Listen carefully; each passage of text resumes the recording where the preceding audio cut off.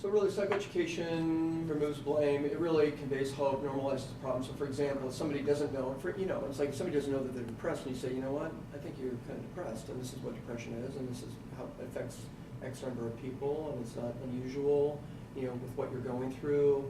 These are exactly the symptoms that people express when they've had kind of the trauma that you've had, and this is what goes on. And so in many respects, it kind of like, this idea of normalizing.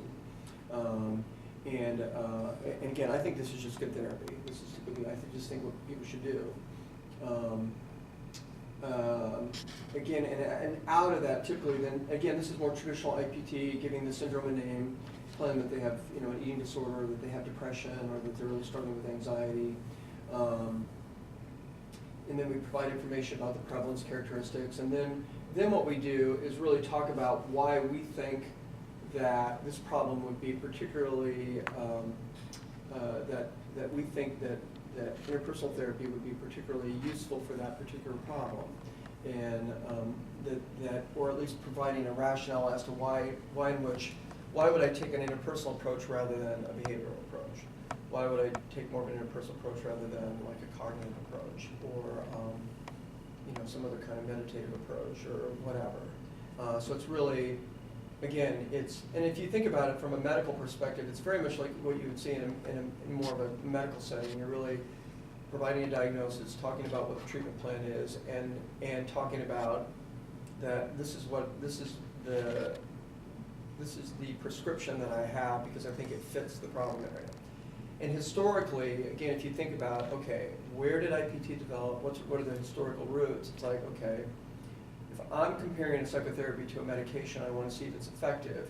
What you want to try to do is, in many respects, kind of like what are the ingredients of a treatment that you want to put forth that would easily be matched to kind of a psychotherapy trial, a pharmacologic trial. So much of what you see is really kind of the early structure of a treatment as from its historical roots. Now this has evolved, and the way in which people conduct interpersonal psychotherapy, it's evolved, and so for a lot of people there may not be this level of detail, but it's really a way of thinking about the fact that, okay, you've got depression, a lot of depression is involved with this, and this, and this. This is the way that I'm going to approach it, because I think that for a lot of people, depression is really a result of distress that people are having in the way in which they're managing their lives. And so what I'm going to be focusing with you on is we're really going to be talking about relationships and things that have been going on during times when you've been most depressed. How has that affected your relationships with other people? And da da da da da. And so, how does that sound to you? Okay. And so then this is the approach that I'm going to take. So it's really, again, from an informed consent perspective, like, look, this is what we're going to do. And what do you think about that? So that's really kind of the genesis of that. The sick role is talked about in IPT. I've always kind of struggled with it, but it's really kind of interesting. It's this idea that again, going back to from Klerman's perspective, at the time, depression was seen as an intrapsychic, as a result of intrapsychic dysfunction.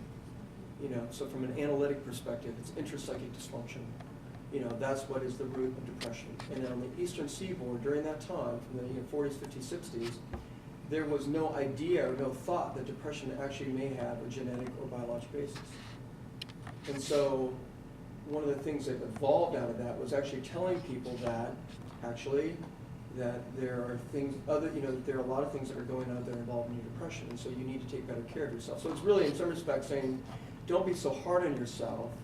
Don't feel like that there's something wrong with you, but that there may be a number of reasons why you may be struggling with depression.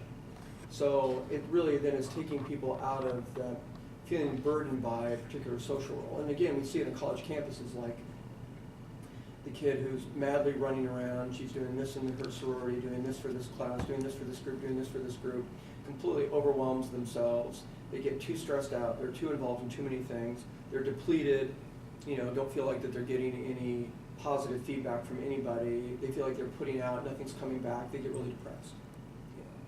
I'm worthless, nobody thinks I'm doing a very good job. And so part of it would be like, well, maybe you be, during the time that you're in treatment or during the time that, you come in and see me, it's like, what are the things that we can do to kind of help you kind of back off on some of these social obligations? Because it seems like one of the things that gets you really stressed out is that you're doing so many things and you're not really focusing on being able to take the time to take care of yourself. And so one of the things I would suggest that maybe you do is there any responsibilities that you can kind of let go of? It's kind of like the housewife, that's kind of pejorative, but the person who maintains the structure of the house, who feels overburdened and overwhelmed because of all of their responsibilities and having to, in some respects, like, can you have somebody come in and take care of the kids 1 night a week? Can you have somebody come in and clean your house? Is there anybody who could do something for you so you can take the time to focus in on yourself? So it's kind of that idea. And again, in many respects, it really depends on the person. It depends on the level of the psychological distress in terms of the sick role. Sometimes it's useful again, it's this idea of having people not be punitive with themselves, or this idea that there's something wrong with them, that actually they're having a normal response to abnormal circumstances, and what they need to do is take the time to focus on getting better. Like you would if you had a rash. You need to put this cream on every day, and you need to not do this, and you need to stay out of the hot shower, and you need to do this, and you need to do that. Or like you just broke your ankle, you're going to have to keep it, you have to put it in a cast, and you're going to have to, so you can't go out and run next week because you have to take better care of yourself. So it's kind of that idea. And we see sometimes with binge eating spectrum, the individuals who are excessive caretakers of others, excessive worriers about what's going on with other people.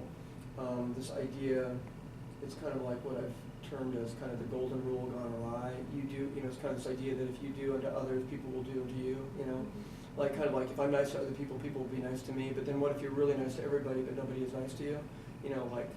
So then either A, there's something wrong with me, or B, everybody's really crummy because they're mistreating me, or I'm not working hard enough, And so then therefore, for a lot of people who struggle with binge eating problems, that idea of, and I think it's wrapped up also too with obesity and early childhood teasing, and having to learn kind of convoluted ways to get other people to take care of them or to have people feel good about them.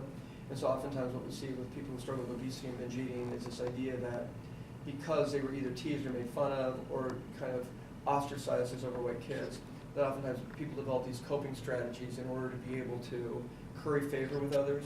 And so they have a tendency to be really good kids, good girls, really, highly productive, effective, do this for this person, do this for this person, run around and do things for everybody, but then feel very resentful that nobody's taking care of them, and either food or other forms of, other things are used to kind of somehow or other re-energize, re-nurture, take care of themselves, so to speak.